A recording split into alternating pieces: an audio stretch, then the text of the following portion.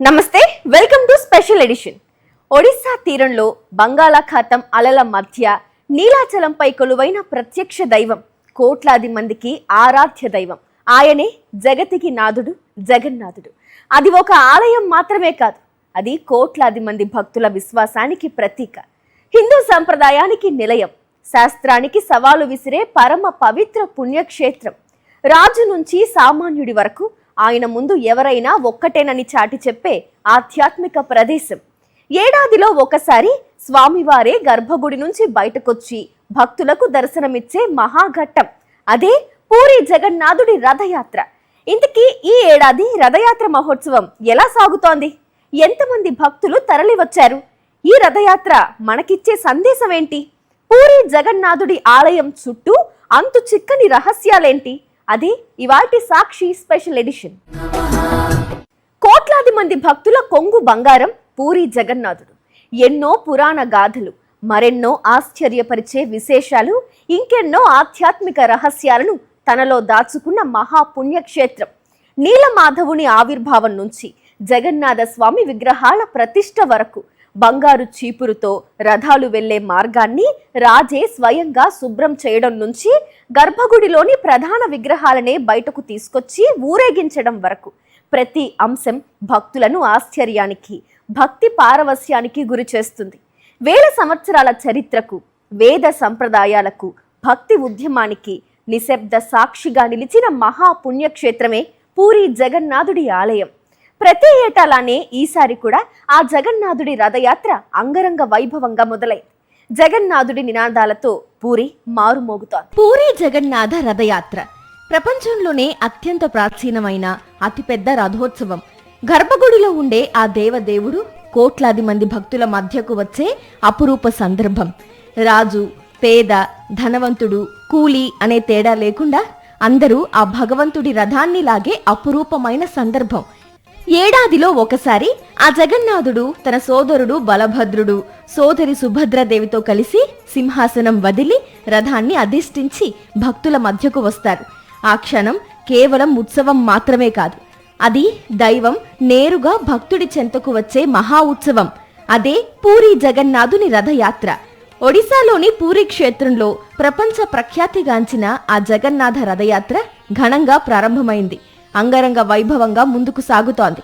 ఈ రథయాత్ర మహోత్సవంలో పాల్గొనేందుకు దేశ నలుమూలల నుంచి లక్షల మంది భక్తులు తరలి రావడం, జగన్నాథుడు, బలభద్రుడు, సుభద్రాదేవి కొలువై ఉన్న రథాలను లాగేందుకు భక్తులు పోటీ పడటం, జై జగన్నాథ్ నినాదాలతో పూరి వీధులు మారుమోగటం, భక్తి పారవస్యం పొంగి పొర్లటం, ఇదంతా చూసేందుకు రెండు కళ్ళు చాలవు. అక్కడ ప్రతి రాయి ఒక చరిత్ర, ప్రతి సంప్రదాయం ఒక సందేశం, ప్రతి ఉత్సవం ఒక తత్వం.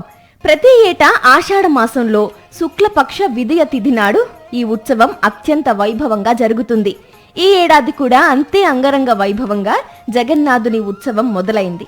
పూరి జగన్నాథుడిని ఆలయం నుంచి రథంపైకి తీసుకువచ్చే ఘట్టాన్ని పహాండి అంటారు.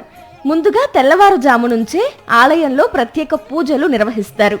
అనంతరం సేవాయతులు శ్రీమూర్తులను రత్న సింహాసనం నుంచి బయటకు తీసుకొస్తారు. ఈ విగ్రహాలను నేరుగా తీసుకురారు, ముందుకు వెనక్కు ఊగుతూ తీసుకెళతారు. దీన్నే పహాండి అంటారు. మొదట సుదర్శన చక్రం, తరువాత బలభద్రుడు, ఆ తరువాత సుభద్రాదేవి, చివరిగా శ్రీ జగన్నాథుడు బయటకు వస్తారు. అదే సమయంలో సింహద్వారం దగ్గర 1000 కళ్లతో వేచియున్న లక్షలాది మంది భక్తులు జై జగన్నాథ్, హరిబోల్ నినాదాలతో హోరెత్తిస్తారు. అశేష జనవాహిని జయ జయ ధ్వానాల మధ్య జగన్నాథుడు ఆలయం నుంచి వెలుపలకు వచ్చి నందిఘోషను అధిష్ఠిస్తాడు. దీన్నే గరుడ ధ్వజ అని కూడా పిలుస్తారు. ఇక బలభద్రుడు తాళధ్వజ, సుభద్రాదేవి దర్పదలపై ఆసీనులవుతారు. ఈ రథాల తయారీ కూడా సంప్రదాయబద్ధంగా జరుగుతుంది. ప్రతి ఏటా అక్షయ తృతీయ నాడు నూతన వేప కర్రలతో ఎలాంటి ఆధునిక పరికరాలు లేకుండా సంప్రదాయ పద్ధతుల్లోనే వడ్రంగులు ఈ రథాలను నిర్మిస్తారు. అందుకే ఈ యాత్రలో ఆ రథాలు చాలా ప్రత్యేకం. రథయాత్రలో అత్యంత ప్రతిష్టాత్మకమైన ఆచారం చేరాపహార. రథాలు సిద్ధమయ్యాక పూరి సంస్థాన గజపతి మహారాజు స్వయంగా బంగారు చీపురతో వేదికను ఊడ్చి సుగంధభరిత చందన జలాన్ని చల్లుతారు. దీనికి అర్థం ఏంటో తెలుసా? ఆ భగవంతుని ముందు రాజులైనా సామాన్యులైనా ఒక్కటే అని చెప్పేందుకే ఈ ఆచారం, ఆ సాంప్రదాయం. ఆ తరువాత జగన్నాథుడు బలభద్రుడు సుభద్రతో కలిసి దాదాపు 3 కిలోమీటర్ల దూరంలో ఉన్న గుండిచాదేవి ఆలయానికి ప్రయాణిస్తారు. భక్తులు జయ జయ ధ్వానాలతో రథాలను లాగుతారు. ఈ సమయంలో ఇసుకేస్తే రాలనంత మంది భక్తులతో పూరి నిండిపోతోంది. శంఖనాదాలు, ఘంటారావాలు, మృదంగాలు, జానపద వాయిద్యాలతో అడుగడుగునా ఆధ్యాత్మిక వాతావరణం కనిపిస్తుంది. జై జగన్నాథ్ నినాదాలతో పూరి మారుమోగిపోతుంది. దేశ విదేశాల నుంచి వచ్చిన యాత్రికులు, సాధువులు, భక్తులతో పూరీ నగరం భక్తజన సంద్రంలా మారిపోతుంది. ప్రస్తుతం పూరిలో ఇలాంటి భక్తి పారవస్యమే ఉప్పొంగుతోంది. జగన్నాథ రథాన్ని లాగడం జన్మజన్మల పుణ్యఫలంగా భావిస్తారు భక్తులు. భక్తుల విశ్వాసం ప్రకారం రథాన్ని లాగడం వల్ల పాపాలు తొలగి దైవానుగ్రహం లభిస్తుంది. అందుకే లక్షలాది మంది భక్తులు ఈ సేవలో పాల్గొనడానికి ఆసక్తి చూపుతారు. ఒకరితో ఒకరు పోటీ పడతారు. ఈ జగన్నాథ రథయాత్రలో భక్తుల తాకిడి ఏ స్థాయిలో ఉంటుంది అంటే కేవలం 3 కిలోమీటర్ల దూరం ప్రయాణించడానికి ఒక్కోసారి 2 రోజులు పట్టిన సందర్భాలు ఉన్నాయి.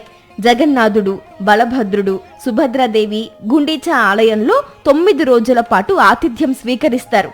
భక్తుల విశ్వాసం ప్రకారం గుండీచా ఆలయం జగన్నాథుడి మేనత్తగారి ఇల్లుగా భావిస్తారు. సంవత్సరానికి ఓసారి స్వామివారు స్వయంగా భక్తుల మధ్యకు వచ్చి కొలువై ఉంటారు అని నమ్మకం. ఈ ఆతిథ్యం స్వీకరించిన అనంతరం జగన్నాథుడు తిరిగి ప్రధాన ఆలయానికి చేరుకుంటారు. ఈ తిరుగు ప్రయాణాన్ని బహుదా యాత్రగా పిలుస్తారు. మధ్యలో స్వామివారు తన అత్తగారి ఇల్లైన మౌసిమా ఆలయం వద్ద ఆగి తనకు అత్యంత ప్రియమైన పొడపీఠాను నైవేద్యంగా స్వీకరిస్తారు. తిరుగు రథయాత్ర కూడా అంతే వైభవంగా సాగుతుంది. లక్షలాది మంది భక్తులు ఈ యాత్రను కూడా అత్యంత భక్తి శ్రద్ధలతో వీక్షిస్తారు. పూరీ ఆలయంలోని జగన్నాథ, బలభద్ర, సుభద్రల విగ్రహాలు సాధారణ దేవతల వలె కాకుండా పెద్ద కళ్ళు, సగం అవయవాలతో అసంపూర్ణంగా చెక్కబడి ఉండటానికి రకరకాల కథలు ప్రచారంలో ఉన్నాయి. మాలవ దేశరాజు ఇంద్రద్యుమ్నుడు భగవంతుని విగ్రహాలను తయారు చేయడానికి దైవిక శిల్పి అయిన విశ్వకర్మను ప్రార్థించారు. విశ్వకర్మ ఒక వృద్ధ వడ్రంగి రూపంలో వచ్చి విగ్రహాలను చెక్కడానికి అంగీకరిస్తారు. అయితే 21 రోజుల పాటు తాను ఒక మూసి ఉన్న గదిలో విగ్రహాలను చెక్కుతాను, ఆ సమయంలో ఎవరు ఆ తలుపులు తెరవకూడదని షరతు విధించారు. కానీ కొన్ని రోజుల తరువాత లోపలి నుండి శబ్దాలు రావడం ఆగిపోయింది. వృద్ధ శిల్పికి ఏమైనా జరిగిందేమోనని ఆందోళన చెందిన రాణి గుండీచా ఒత్తిడితో రాజు 21 రోజులు పూర్తి కాకముందే గది తలుపులు తెరిపించారు. ఆ క్షణంలో విశ్వకర్మ అదృశ్యమయ్యాడు. లోపల విగ్రహాలు చేతులు కాళ్ళు లేకుండా అసంపూర్ణంగా ఉండిపోయాయి. తన తప్పుకు పశ్చాత్తాపపడుతున్న రాజుకు స్వామి కలలో కనిపించి తనను ఈ అసంపూర్ణ రూపంలోనే పూజించాలని ఆదేశించారని చెబుతారు. జగన్నాథ రథయాత్ర కేవలం ఒక ఉత్సవం మాత్రమే కాదు, ఇది భక్తి, సంప్రదాయం, సమానత్వం, దైవానుగ్రహానికి ప్రతీక. చెరాపహార, రథాలను లాగడం, బహుదా యాత్ర వంటి విశిష్ట ఆచారాలు ఈ మహోత్సవాన్ని మరింత పవిత్రంగా నిలబెడుతున్నాయి. ప్రతి సంవత్సరం పూరిలో జరిగే ఈ దివ్య రథయాత్రను దర్శించడం జీవితంలో ఒక గొప్ప ఆధ్యాత్మిక అనుభూతిగా భక్తులు భావిస్తారు. అందుకే ఈ ఏడాది కూడా ఆ జగన్నాథుని రథయాత్రలో పాల్గొనేందుకు భారీగా భక్త సంద్రం తరలివచ్చింది. హిందువులకు అత్యంత పవిత్రమైన చార్ధామ్ క్షేత్రాల్లో పూరీ జగన్నాథ ఆలయం ఒకటి. ప్రతి ఏడాది కొత్తగా నిర్మించే 3 రథాల విశిష్టత, చెరాపహార సంప్రదాయం, హీరా పంచమి, బహుదా యాత్రతో పాటు ఈ మహోత్సవం వెనుక దాగి ఉన్న ఆధ్యాత్మిక సందేశాన్ని తెలుసుకుంటే జన్మ చరితార్థమవుతుంది. ఈ జగన్నాథ రథయాత్రలో ఓ 10 ఆసక్తికర విశేషాలేంటో ఒక్కసారి చూద్దాం. నడిచే దైవంగా ఖ్యాతి చెందిన ఆది శంకరాచార్యులు మన దేశంలో స్థాపించిన 4 ప్రధాన పుణ్యక్షేత్రాలు 4 పవిత్ర ధామాలుగా విరాజిల్లుతున్నాయి. అందులో ఒకటే తూర్పు దిక్కున ఒడిశా రాష్ట్రంలో వెలిసిన పూరీ జగన్నాథ స్వామి దేవాలయం. పూరీ క్షేత్రంలో వెలసిన జగన్నాథుని ఆలయాన్ని 12వ శతాబ్దంలో కళింగ రాజ్యాన్ని పరిపాలించే అనంతవర్మ చోడగంగాదేవ ప్రారంభించగా ఆయన మనవడైన రాజా అనంగ భీమ్దేవ్ పూర్తి చేశాడని చెబుతారు. అంతకుముందు అక్కడున్న ఆలయాన్ని ఇంద్రద్యుమ్న మహారాజు కట్టించాడని చరిత్ర చెబుతోంది. ఉపనిషత్తులు మానవ శరీరాన్ని ఒక రథంగా, ఇంద్రియాలను గుర్రాలుగా, మనస్సును పగ్గాలుగా, బుద్ధిని సారథిగా వర్ణిస్తాయి. జగన్నాథ రథయాత్ర ఈ తత్వాన్నే సులభంగా అర్థమయ్యేలా బోధిస్తుంది. భౌతిక జీవితంలోని బంధనాలను అధిగమించి పరమాత్మ వైపు సాగడమే నిజమైన జీవన ప్రయాణమని ఈ మహోత్సవం గుర్తు చేస్తుంది. పూరీ క్షేత్రంలో జగన్నాథుడు శ్రీ మహావిష్ణువు శ్రీకృష్ణుని స్వరూపంగా ఆరాధించబడతాడు. ఇక్కడ ఆయనతో పాటు అన్నయ్య బలభద్రుడు, చెల్లెలు సుభద్రదేవి ఒకే ఆలయంలో పూజలు అందుకుంటారు. అన్న చెల్లెళ్ళు ముగ్గురు కలిసి కొలువై ఉండే ఈ సంప్రదాయం భారతదేశంలోని ఇతర ఆలయాల్లో కనిపించదు. అందుకే పూరీ క్షేత్రానికి అపూర్వమైన ఆధ్యాత్మిక ప్రాధాన్యం లభించింది. జగన్నాథ రథయాత్రలో ఉపయోగించే 3 రథాలను ప్రతి సంవత్సరం కొత్తగా నిర్మించడం మరో విశేషం. ప్రత్యేకంగా ఎంపిక చేసిన పవిత్ర వృక్షాల చెక్కతోనే ఈ రథాలను తయారు చేస్తారు. ప్రతి రథానికి వేరువేరు రంగుల వస్త్రాలు, ప్రత్యేక చక్రాలు, గుర్రాలు, ధ్వజాలు, అలంకరణలు ఉంటాయి. వీటిలో జగన్నాథుని రథమే అత్యంత ఎత్తుగా వైభవంగా ఉంటుంది.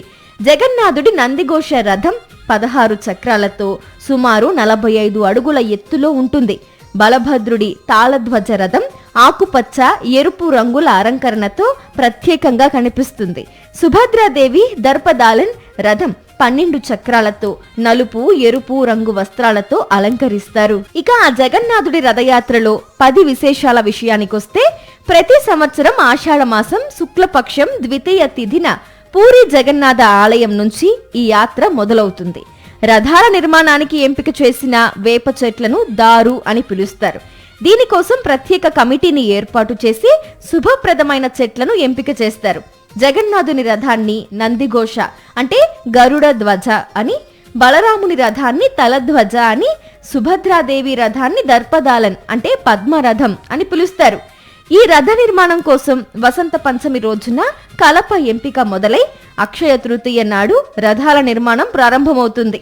రథాల తయారీలో మేకులు, ఇతర పదునైన లోహ వస్తువులను ఉపయోగించరు. రథయాత్ర 5వ రోజైన హేరా పంచమి నాడు స్వామిని విడిచి వెళ్లారన్న ఆగ్రహంతో అమ్మవారు లక్ష్మీదేవి గుండీచా ఆలయానికొచ్చి నందిఘోష రథచక్రం వద్ద సంకేతక ఉత్సవాన్ని జరుపుతారు. స్వామి తన అత్తగారి ఇల్లు అయిన గుండిచా ఆలయంలో వారం రోజుల పాటు బస చేసి ఆషాఢ శుక్ల దశమి తిథిన తిరుగు ప్రయాణమవుతారు. దీనినే బహుళ యాత్ర అంటారు. తిరిగి ఆలయానికి చేరుకున్న స్వామిని, అమ్మవారిని గర్భాలయంలోకి ప్రవేశించే ప్రక్రియను నీలాద్రి విజయం అని పిలుస్తారు. రథయాత్ర సాగే మార్గంలో సాల్బేగ్ అనే ముస్లిం భక్తుడి సమాధి వద్ద కూడా రథం ఆగుతుంది. ఆయన తల్లి హిందువు, తండ్రి మొఘల్ సైనికుడు. ఇక పూరీ జగన్నాథాలయం నుంచి గుండీచా ఆలయం వరకు రథం దాదాపు 3 కిలోమీటర్ల దూరం ప్రయాణిస్తుంది. కొన్నిసార్లు ఈ దూరాన్ని చేరుకోవడానికి రోజుల సమయం పడుతుంది. ఈ రథపు తాళ్లను లాగడం ద్వారా భక్తులు తమ పాపాలు తొలగిపోతాయని, శ్రీహరి లోకంలో స్థానం పొందుతారని బలంగా నమ్ముతారు. పూరీ జగన్నాథుని రథయాత్ర మానవ జీవితానికి సంబంధించి ఎన్నో విశేషమైన తాత్విక అంశాలను తెలియజేస్తుంది. అందరూ భక్తులు కలిసి రథాన్ని లాగడంతో పేద, ధనిక, కుల, మత తారతమ్యం అనేది లేకుండా ఆ భగవంతుడు ముందు అందరూ ఒకటే అనే అర్థం ఇందులో ఉంది. అంతేకాదు, సహజంగా భక్తులు భగవంతుని వద్దకు వెళతారు. కానీ భగవంతుడే భక్తుల వద్దకు వచ్చే విశేష ఉత్సవం ఇది. ఇందులో ఎవరికైతే భగవంతుడి పట్ల భక్తి ఉంటుందో, ప్రేమ ఉంటుందో వారి చెంతకు భగవంతుడు వస్తాడు అన్నది ఈ యాత్రలో దాగిన సంకేతం. జగన్నాథ రథయాత్రలో మరో విశేషం, జగన్నాథుని రథం ముందుకే కదులుతుంది. మనం కూడా జీవితంలో ధైర్యంగా, ప్రేమగా, మానవతా పూర్వకంగా జగన్నాథుని రథం ఏ విధంగా అయితే ముందుకు వెళ్తుందో అదే విధంగా ముందుకు వెళ్ళాలి అన్న సంకేతం ఇందులో ఉంది. ఎన్నో నిగూఢమైన అర్థాలు ఉన్న జగన్నాథుని రథయాత్ర ప్రతి ఒక్కరిలోనూ ప్రేమతత్వాన్ని, ధర్మ జీవనాన్ని నింపాలని ప్రబోధిస్తుంది.